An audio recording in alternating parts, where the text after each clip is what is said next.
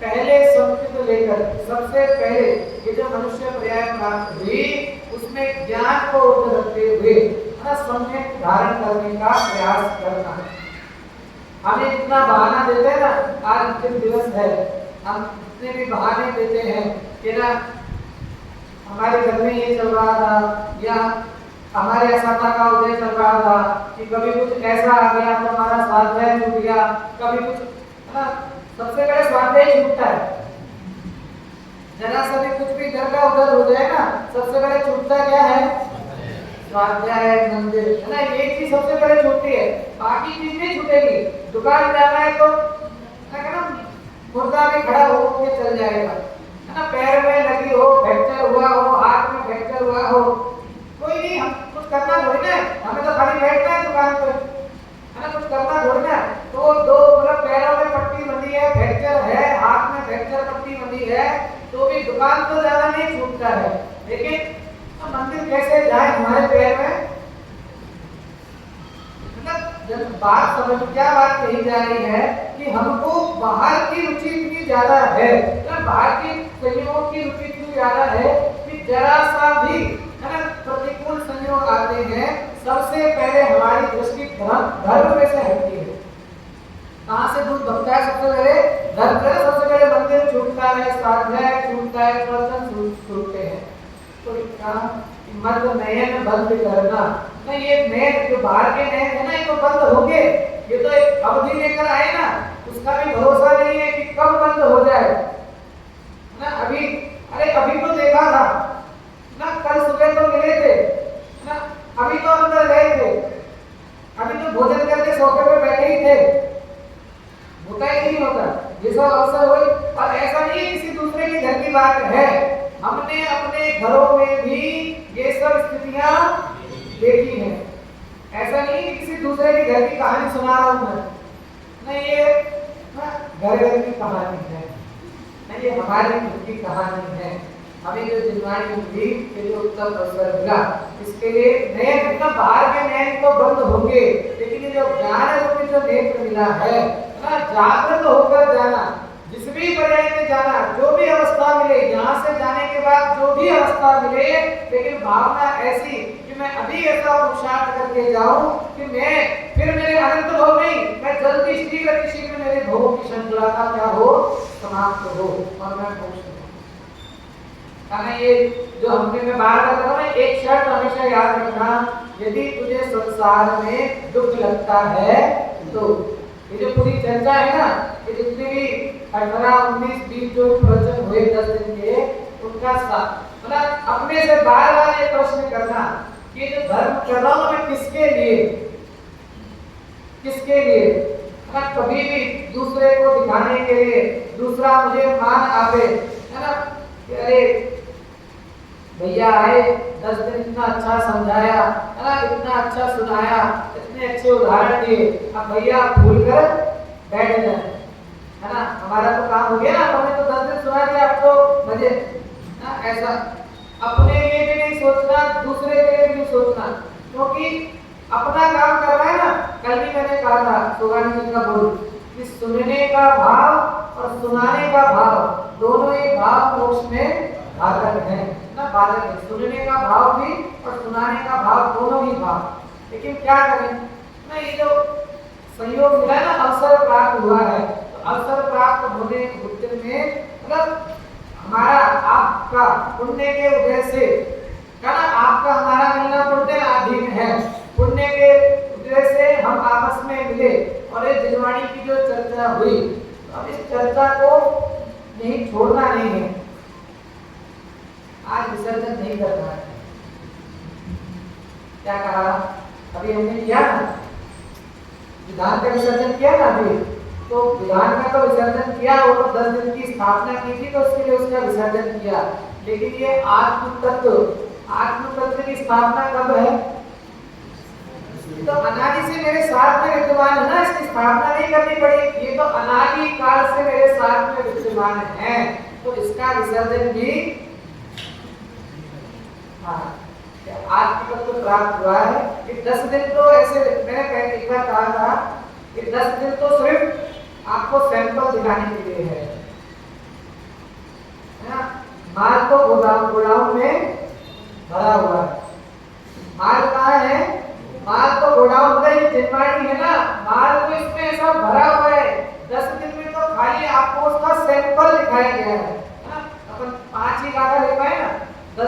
अंदर और एक ही प्रकरण ले पाए। अगर आप ये पूरा, तो कोई कठिन नहीं है, आप खाली ना दिन के 3 या 4 पेज पढ़ने का भी नियम ले लें। क्या कहा? दिन के 4 पेज पढ़ने का भी नियम ले लें तो कितने पेज की है? 600 पेज की है करीबन, है ना। साल में कितने दिन होते हैं? 365 दिन होते हैं ना। एक दिन में कितना? 4 पेज आप पढ़ेंगे तो कितना?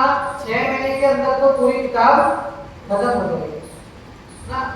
6 महीने में एक, फिर उसके बाद दूसरी, तीसरी, 2-3 सालों में तो ये तो 600 पेज की ना, उससे कम पेज की भी, उससे तो 2-3 साल में तो कितने शास्त्रों का हमको आद्योपांत स्वाध्याय हो जाएगा।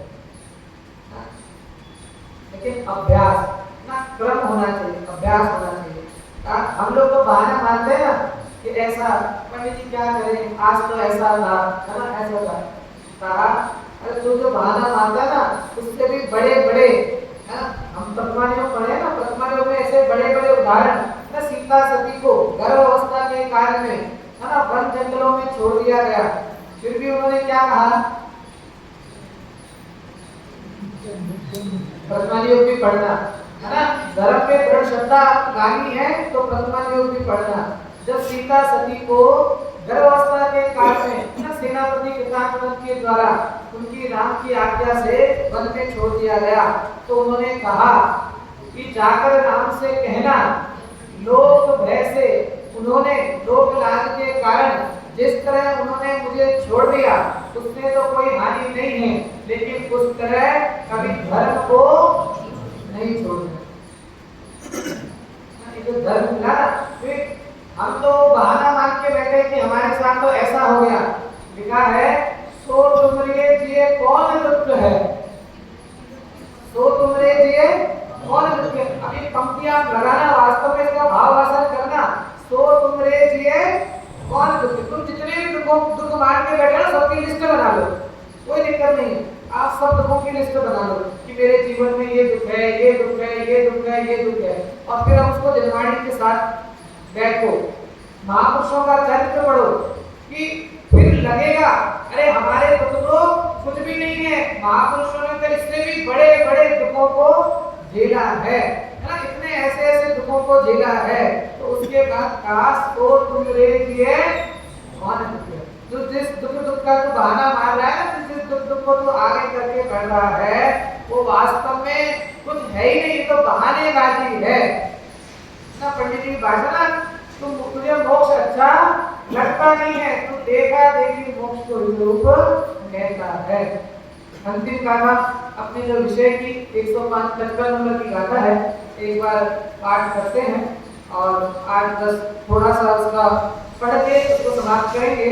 कभी और अवसर आया तो इस विषय को और आगे लेकर जाएंगे। बहुत सुंदर अधिकार है पुण्य पाप अधिकार। मैंने कहा ना, हर एक 4 पेज पढ़ने का भी नियम ले लें तो 6 महीने के अंदर पूरा समय साथ आद्योपान, और वो भी किसके सहित? टीका सहित, भावार्थ सहित। ले जो पूरा ना टीका भावार्थ सबके साथ हम पूरा का पूरा ग्रंथ समाप्त कर सकते हैं, लेकिन प्रारंभ तो करना पड़ेगा। तो बंदर की उदाहरण आता ना, बंदर छत पे मटका रखा हुआ था, उसके अंदर चने डाले हुए थे, वो बंदर चने देने के लिए हाथ में घुसाता है और फिर हाथ बाहर निकल नहीं पाता है। क्यों नहीं निकल पाता? उसने बांध दी ना चने को, ऐसे हमने भी मुट्ठी बांधी हुई है ना। सब लगा लेना अपने, जितने भी द्रव्य कर्म है, नौ कर्म है ना, घर बार स्त्री पुत्र जितने भी संयोग हैं, हमने अपनी मुट्ठी बांधी हुई है ना। उसके बाद कूप मंडूक जैसी अवस्था है, उसके बाद हमको कुछ दिखता नहीं है। आत्म तत्व, चैतन्य तत्व हमको प्राप्त हुआ, और वो चैतन्य तत्व कब अपनी अनुभूति में आएगा? तो आचार्य लिखते हैं कि ज्ञान के द्वारा, तो ज्ञान ही ज्ञान में जब रमण करता है तब ये वास्तव में मोक्ष को प्राप्त करता है। 155 नंबर की गाथा एक बार पाठ करते हैं। जीवाति सदहरणं मन्ते सिमधिगमोणाणं रागादिपरिहरणं चरणं महेशो दुमोकपो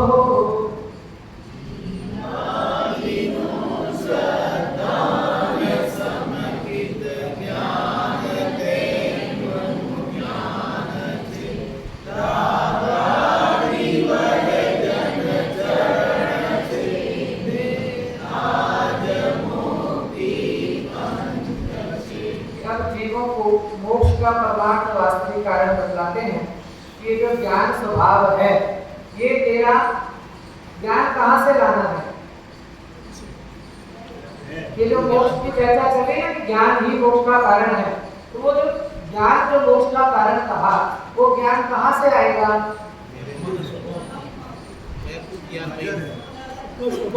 आएगा नहीं, ये तो हाजरा हजूर है, कहते हैं गुजराती में हाजरा हजूर। कैसा है ये? तो ज्ञान तुम्हारी हाजरा मतलब प्रकट में है, अभी वर्तमान में वो ज्ञान स्वरूप है, लेकिन तू अज्ञान दशा में ना, अज्ञान दशा में तू जाएगा और अज्ञान दशा में जो तू क्रिया करेगा उससे तो तुझे मोक्ष होने वाला है नहीं। आचार्य ने समझाया ना। अभी सोने का क्या भाव है? 11,000 रुपए। अच्छा, 1 ग्राम 11,000, 10 ग्राम 1 तोले का चलता है 1,10,000 जो भी है। किसकी सोने की दुकान है यहाँ पे? किसी की? सब 2 लाख का है।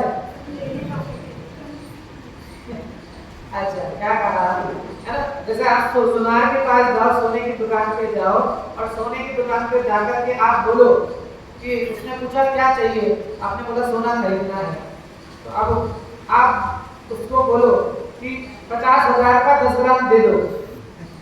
क्या बोला? 50,000 का 10 ग्राम दे दो, तो वो क्या बोलेगा? और नहीं मिलेगा। क्या 18 कैरेट नहीं मिलेगा। क्या कहा आपने? वहां पे जाकर क्या बोला? 50,000 का 10 ग्राम दे दो, तो वो क्या बोलेगा? चलो हाँ आगे जाओ, चलो चलो आगे जाओ, है ना, क्योंकि वो मिलने वाला नहीं ना। ऐसे यहाँ कह रहे हैं, जब तक तू अपने अज्ञान को आगे रखकर कार्य करेगा ना, जब तक तू अज्ञान को सामने रखेगा, तब तक ना जिनवाणी को तू अज्ञान आगे ना, तो क्या होगा कि तेरा कार्य होने वाला नहीं है। फिर ऐसे ही कहा जाएगा आगे बढ़ो, आगे बढ़ो, है ना। मराठी में कहते हैं पुढे चला, ऐसे है ना, आगे बढ़ो, काम नहीं होने वाला है। ये कहा कि जब तू अपने ज्ञान को ना, जो मोक्ष का जो कारण है, क्या लिखा? अब जीवों को मोक्ष का परमार्थ अर्थात वास्तविक कारण बतलाते हैं। पहले ये स्पष्ट किया कि ज्ञान ही मोक्ष का कारण है। अब वो ज्ञान कैसा मोक्ष का कारण है वो यहाँ बतलाते हैं।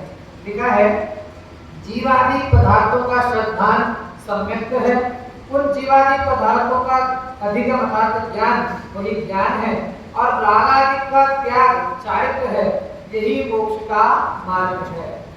सम्यक दर्शन, सम्यक ज्ञान, सम्यक चारित्र, ये तीनों ही मोक्ष के मार्ग हैं। 2 चीज थी ना, एक मार्ग था और एक मार्ग का फल था। एक मार्ग का फल, एक उपाय, एक उपेय। तो मार्ग का फल क्या है? मोक्ष। ये जो मोक्ष मार्ग है ना, उसका फल क्या है? मोक्ष। जैसे कहा जाए चौथे गुण स्थान से लेकर ना 12वें गुण स्थान तक की दशा, ये तो क्या है? मार्ग है। चौथे गुण स्थान से लेकर 12वें गुण स्थान तक की दशा क्या है? मोक्ष मार्ग है। और जो 13वां गुण स्थान और उसके गुण स्थानातीत, वो उसका क्या है?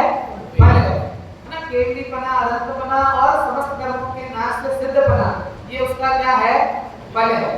तो सबसे पहले फल का डिसाइड किया ना कि हमको ये हमारा एम है। जो जिसको अपना एम बनाता है ना, अपना मतलब आइडियल बनाता है।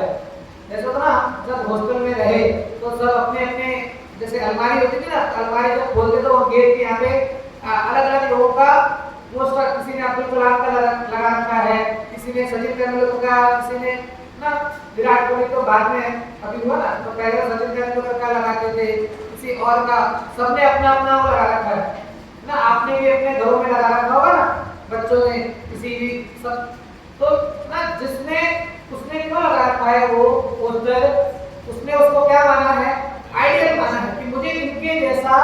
बनना है, मुझे किसके जैसा बनना है, इनके जैसा बनना है, आइडियल, है ना। तो ऐसे ही यहाँ कहते हैं कि ज्ञान स्वरूपी जो आत्म तत्व है, सबसे पहले अपना आइडियल नक्की करना, अपना ना हमने गोल नक्की कर लिया, क्या है, मोक्ष की प्राप्ति हमारा गोल है। अब उसके लिए आइडियल कौन, मोक्ष की प्राप्ति के लिए आइडियल कौन, तो जिन्होंने प्राप्त किया वही तो आइडियल होंगे ना। मुझे बनना क्रिकेटर है ना, और मैं शाहरुख खान किसी का भी मैं पोस्टर लगा लूं, पोस्टर लगाना मतलब मैं उसका अनुसरण करूं तो मैं क्रिकेटर नहीं बन सकता ना, क्योंकि जिसको जो आता होगा उससे वही तो मिलेगा ना। ऐसे ही कि हमें प्राप्त तो मोक्ष करना है, लेकिन हमने अभी क्या शुभ कर्मों को ही, है ना, शुभ कर्म अथवा शुभ कर्मों में ही, शुभ कर्मों का फल विषय भोग, भोगों में मानस न रमा रहा, नित नई लालसाएं जागी तन में हो उनमें समा रहा। भोगों को अमृत फल जाना, उन विषयों में निष्क्रिय मस्त रहा, उनके संग्रह में हे प्रभुवर में व्यस्त त्रस्त अभ्यस्त रहा। मैंने यही काम किया ना अब तक कि भोगों को क्या जाना, अमृत फल जाना, भोगों को अमृत फल जाना, उनके संग्रह में ना मैं निष्दिन हे प्रभुवर व्यस्त त्रस्त अभ्यस्त रहा। ना मैं प्रति समय बस एक भोग छूटा, है ना, अब ये मिल जाए, ये मिल जाए, ये मिल जाए ना, इसका तो कभी अंत है नहीं।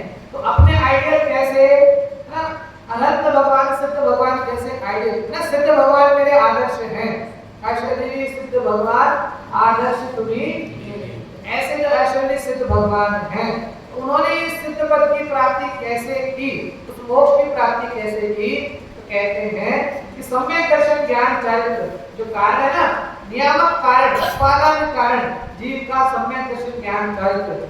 टीका में लिखा कि मोक्ष का कारण वास्तव में सम्यक दर्शन ज्ञान चारित्र है।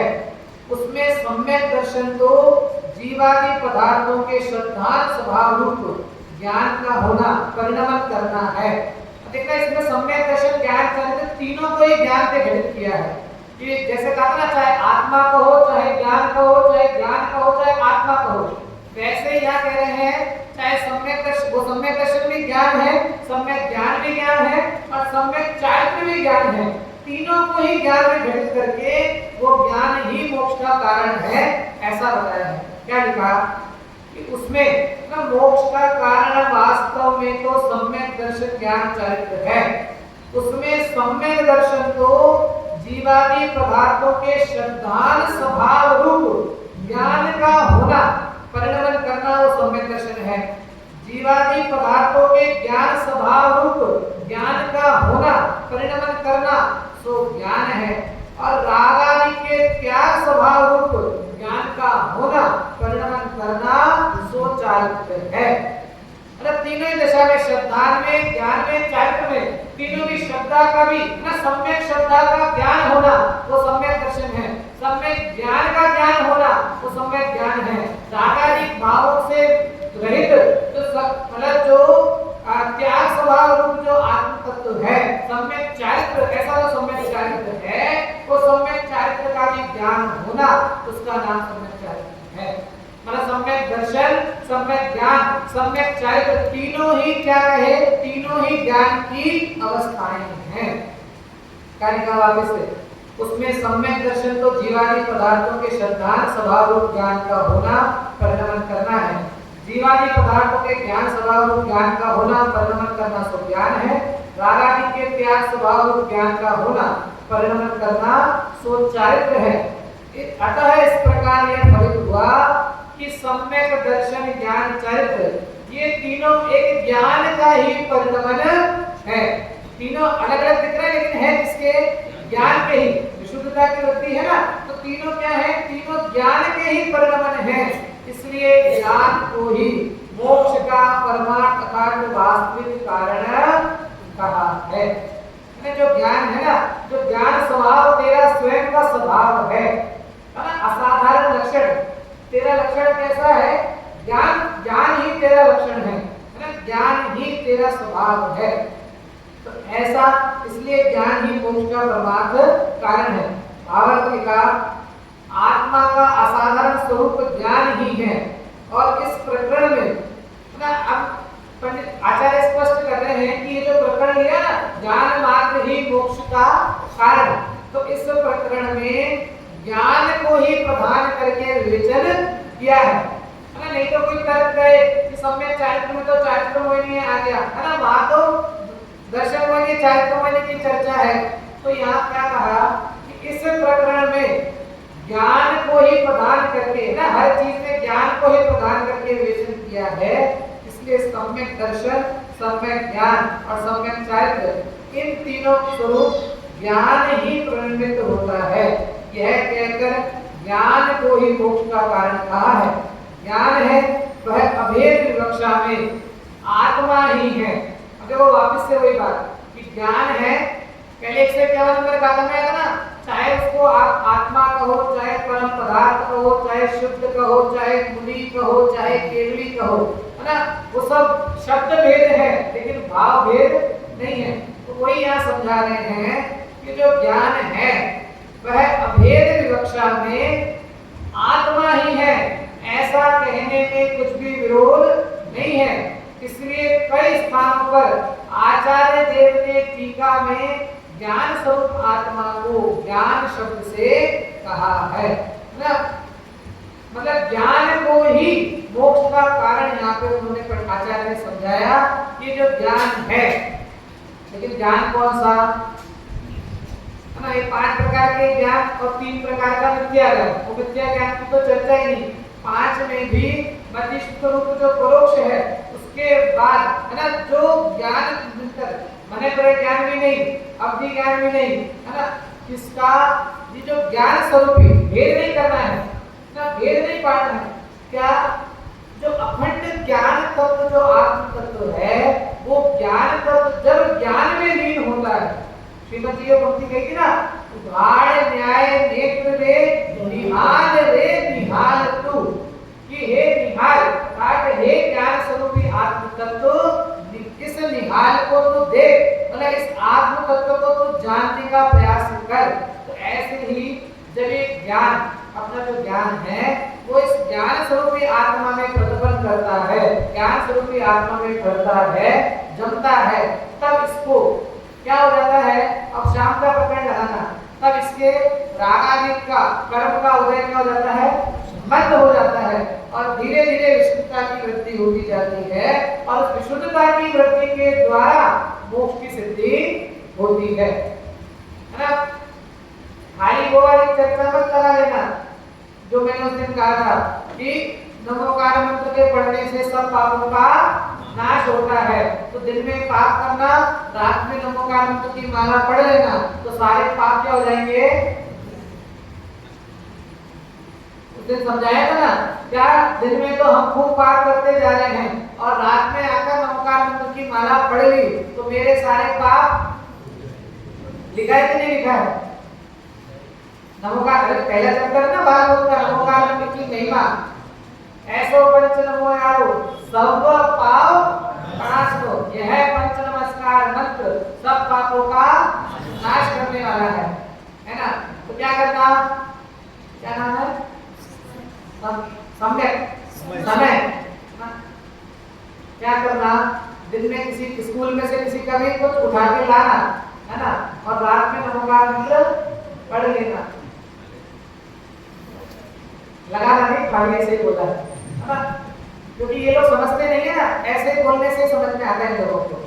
क्या कहा कि वहाँ भाव क्या कहा कि जब तू वो पढ़ेगा ना, जब तू वो मंत्र पढ़ता है या जब तू मतलब तेरा जो उपयोग है वो तेरा उपयोग बाहर की है, बाहर के कार्य से हटता है, और तेरा उपयोग पंच परमेष्टि के स्वरूप में लगता है, पंच परमेष्टि के स्वरूप में लगेगा, तब तू उन पंच परमेष्टि ने जिस पद की प्राप्ति की है उस पद की भावना भाएगा, और उस पद की भावना भाएगा तो उसकी जो विधि है उस विधि का भी ख्याल आएगा, तो तेरे जो पाप भाव है ना, वो पाप क्या हो, भाव क्या हो जाएंगे, शांत होंगे, और वो पाप भाव शांत होंगे, फिर धीरे धीरे ना जैसे जैसे ज्ञान बढ़ेगा तो पुण्य भाव भी धीरे धीरे नाश को प्राप्त होंगे, और तेरे सब पापों का, सब कर्मों का नाश होगा, वो विवक्षा है। ऐसे यहाँ क्या कह रहे हैं ये जो ज्ञान मात्र जो चेतन है ना, जो कंट्रोल किए जाए भाव है, जिसको प्रज्ञा चैनी के द्वारा भिन्न किया जाता है, ऐसा जो आत्म तत्व है वो किसके द्वारा जानने में आएगा? ज्ञान के द्वारा, है ना। ज्ञान मात्र ये जो ज्ञायक है ना, इस ज्ञायक तत्व को लेकिन कौन से ज्ञान के द्वारा? सम्यक ज्ञान के द्वारा ना। भेद विज्ञान क्या लगाना है? भेद विज्ञान, कि जिसको आत्मा और शरीर, है ना, आत्मा और कर्म, इन दोनों की भिन्नता जिनको भाषित हुई है, वो जीव अपने ज्ञान स्वरूप में जब प्रतिपन्न करते हैं, है ना। भेद विज्ञानतः सिद्धा सिद्धा ये केचना अस्य भावो बद्धा बद्धा ये केचना ना। भेद विज्ञान की महिमा बीच में भी मैंने बताया ना, भेद विज्ञान जरियो जिनके घट शीतल चित्त भयो जिन चंदन केवी करे शिव मार्ग में जग माही जिनेश्वर के नंदन, कि जग में रहते हुए भी जिनेश्वर देव के पुत्र, अब ये 10वां दिन है ना, तो हमें भगवान का पुत्र बनना है कि नहीं बनना है ना। वैसे तो हमारे भगवान के बात उसके अंदर पूछते ना कि भगवान महावीर के माता पिता का नाम क्या था, तो पहला उत्तर क्या है? भगवान के माता पिता नहीं होते, माता पिता तो बालक वर्धमान के थे ना। फिर वो कृष्णा और सिद्धार्थ का जो नाम है, लेकिन सबसे पहले हम क्या सिखाते हैं कि भगवान के माता पिता ना। बड़े लोगों को भी नहीं आता होगा ये जो मैंने लाइन बोली ना अभी, बड़े लोगों से भी आप पूछोगे ना कि भगवान महावीर के माता पिता का नाम क्या है, तो वो सबसे पहले ना कृष्णा सिद्धार्थ बोलेंगे। इसके लिए भैया पाठशाला ना, ये बिल्कुल बेस है, हमारे धर्म का बेस है, नींव है। अभी तक नहीं पढ़ी हो तो भी घबराना नहीं, अभी तक नहीं पढ़ी हो, हाँ, चाहे बाल पोथी पढ़नी पड़े, अरे मैं तो बड़ा हो गया हूँ, मैं तो मोटा हो गया हूँ, है ना, ऐसा हो गया हूँ, अब बाल पोथी पढ़ता मैं अच्छा लगूंगा, घबराना नहीं, है ना। बिल्कुल, है ना, जैसे तो बाहर के क्षेत्र में ना शर्म लिहाज छोड़ देता है, ऐसे यहाँ भी ना किसी का भी, क्योंकि कार्य किसका है? मेरा कार्य है। इसके लिए जैसे अवसर मिले, है ना, नहीं पढ़ा तो सब पढ़ना, और पढ़ा तो भी एक बार पूरा।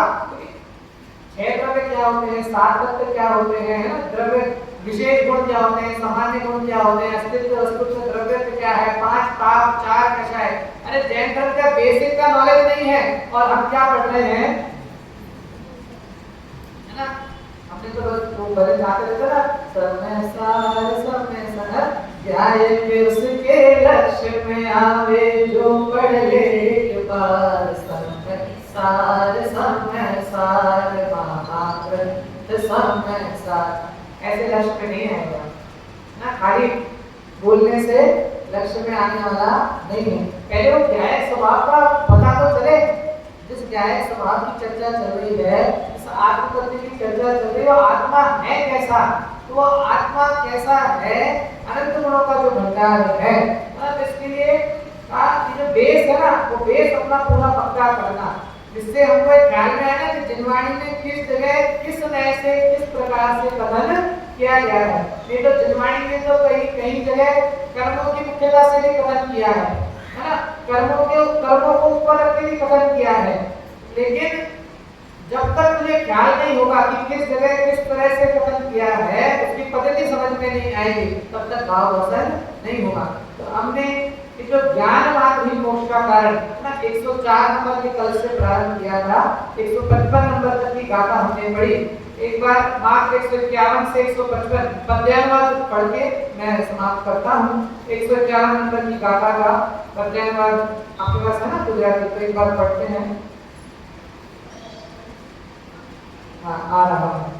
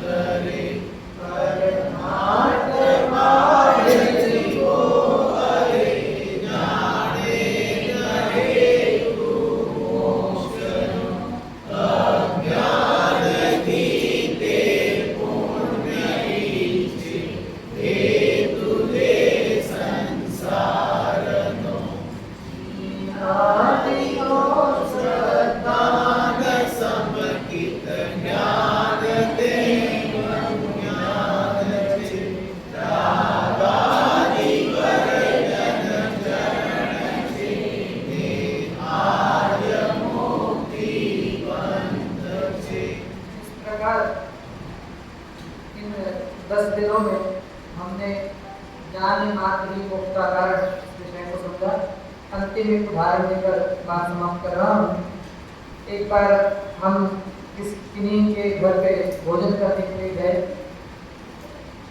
अब जब भोजन करने गए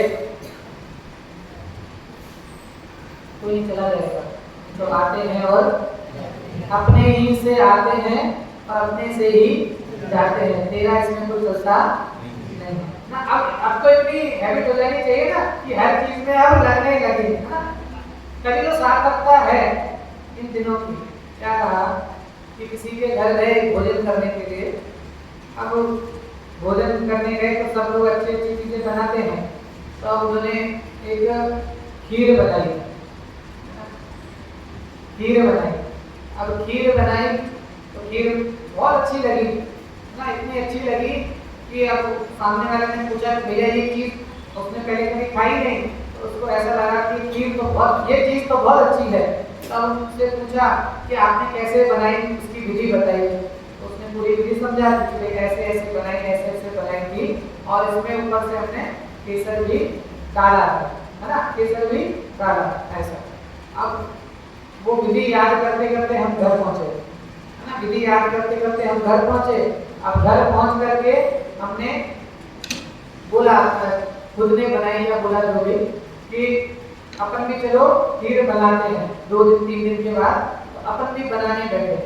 अपन ने सब जैसे जैसे विधि बताई थी वैसे वैसे सब कार्य किया, बिल्कुल उसी तरीके से। जैसे जैसा दूध को इतने टाइम तक गर्म करना, उसके अंदर फिर उस इतना उफान आ जाए उसके बाद उसके अंदर चावल डालना, फिर उसके अंदर ये ड्राई फ्रूट बिल्कुल ऐसे कदर करके डालना ना। सब उसी तरीके से जैसे जैसे बताया वैसे वैसे डालना। लेकिन खीर में मजा नहीं आया। खीर बन गई लेकिन खीर में मजा नहीं आया। अब अपने को लगा कि खीर में मजा क्यों नहीं आया। क्यों नहीं आया? अरे वो तो आप नेक्स्ट थोड़ी ना यहाँ पे बैठ के आपको खीर बनाना सिखा रहा हूँ। ये आप शक्कर भी मुझसे लगवाओगे। ये तो खाली खीर बन गई ना, खीर बन गई, पूरी बन गई। हाँ, समय ने बोला है कि केसर डालना भूल गया, केसर डालना भूल गया। अब वो खीर अच्छी नहीं बनी, मजा नहीं आया। तो वापस से उस व्यक्ति को के पास गए और उनको बोला कि आपने जिस विधि से बताया था उस विधि से हमने खीर बनाई, सब कुछ किया, लेकिन फिर भी खीर अच्छी नहीं बनी। उन्होंने बोला ऐसा तो हो नहीं सकता, चलो आपके घर चलते हैं, घर चल के देखते हैं। आप बताओ आपने क्या क्या ना। ये डाला, हाँ ये डाला, ये डाला, ये डाला, शक्कर डाली, शक्कर भी डाली, क्या डाला, सब डाला, केसर डाला, बोलो केसर भी डाला, केसर भी डाला ना। लेकिन ना केसर जिसमें रखा हुआ था वो हींग की डिब्बी थी। घरों में नहीं होता है, डिब्बियां खाली हो जाती हैं तो नहीं, तो अपने घर की पुरानी संस्कृति है ना, फेंकना तो कुछ है नहीं, है ना। जो भी बचा, जो भी हुआ उसको है ना साफ करके उसमें वो जो केसर जो था, जो डाला ना, वो केसर किसमें रखा हुआ था, हींग की डिब्बी में। और ये तो हम सबको क्या है, हींग एक ऐसी चीज है कि आप उसको कितना ही वो कर लो लेकिन उसकी स्मेल जो होती है वो स्मेल निकलती नहीं है। अब वो जो केसर उत्तम पदार्थ है ना, महंगा जाता है ना केसर, ऐसा उत्तम पदार्थ, कश्मीर का केसर, ऐसा केसर था, लेकिन वो रखा किसमें था, हींग की डिब्बी में रखा था। अब वो हींग की डिब्बी में रखे होने के कारण उसको खीर में डाला ना तो पूरी खीर में भी हींग की स्मेल। ऐसे ही ये चैतन्य तत्व है ना, ये चैतन्य आत्मा केसर है, ये आत्मा केसर है, लेकिन ये हींग की डिब्बी, ये जो है ना, ये हींग की डिब्बी ऐसी है। और इस हींग की डिब्बी में तूने इस केसर रूपी आत्म तत्व को रखा हुआ है और तेरी तुझे आत्मा अब ऐसे दुर्गंध रूप में दिखाई देती है ना। है तो कैसा एक ना, है तो चैतन्य तत्व, अनंत गुणों का भंडार, लेकिन इस शरीर के अंदर रहते हुए ना शरीर को ही अपना मान करके, इस शरीर से होने वाले ना, शरीर से मिलने वाले संयोग को अपना मान करके, इन सब बाहर के परिणामों को ही जान करके ये चैतन्य तत्व को भूल जाता है, और इस चैतन्य तत्व को भूलने के कारण है ना फिर मजा नहीं आती। आत्मा ना फिर वापस से यही भटकन भटकन भटकन चलती रहती है। हम सभी उस भटकन को मिटाने का प्रयास करें। 1 मिनट के लिए सभी अपने हाथ जोड़ें।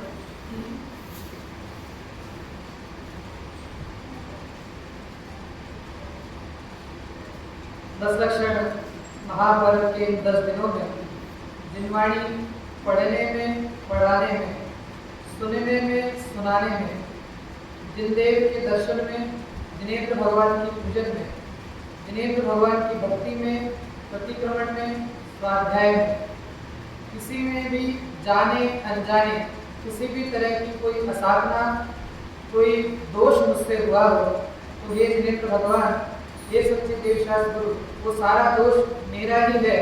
जैन दर्शन तो सदा ही निर्दोष था, निर्दोष है और निर्दोष रहेगा। अतः इस जाने अजाने में जो भूल हुई है, इसके लिए मैं आप सच्चे देवशास्त्र गुरु की साक्षी में आप जिनेंद्र भगवान, जिनवाणी और उन समस्त मुनिराजों के समक्ष क्षमापना करता हूँ। सबसे क्षमा, सबको क्षमा, उत्तम क्षमा, उत्तम क्षमा।